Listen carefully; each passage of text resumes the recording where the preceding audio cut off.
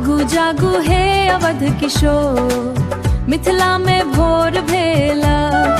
अरुणन किर पूरब दिस छायल रैनन हरिया गया।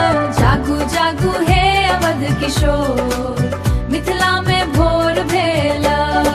कुहुक कुहुक कोयलिया गावे, तरूप पर चिड़िया सोर।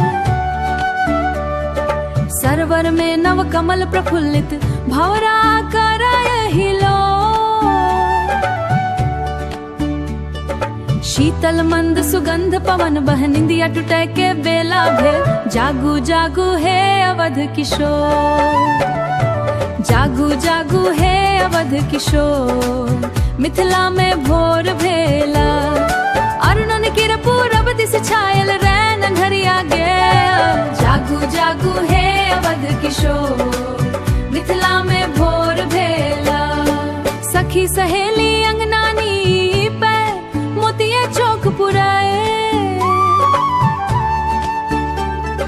घर घर मिथिला नगरिया भीतर मंगल गान उठाए। तुलसी तर में दीप जरायल, शंख शंखक शुभ नाद भेला। जागू जागू हे अवध किशोर, खोलू नयन हे जनक नंदिनी, हे रघुकुल मणि राम। दर्शन लेला ठाड़ दुआरे, अहाँक भक्त तमाम। हियरा गद गद भेल सखियन के, शुभ ई बिहान भेला।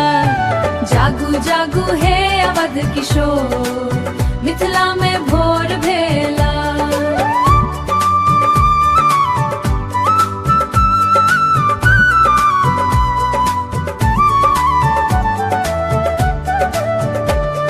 जागू जागू हे अवध किशोर, मिथिला में भोर भेला।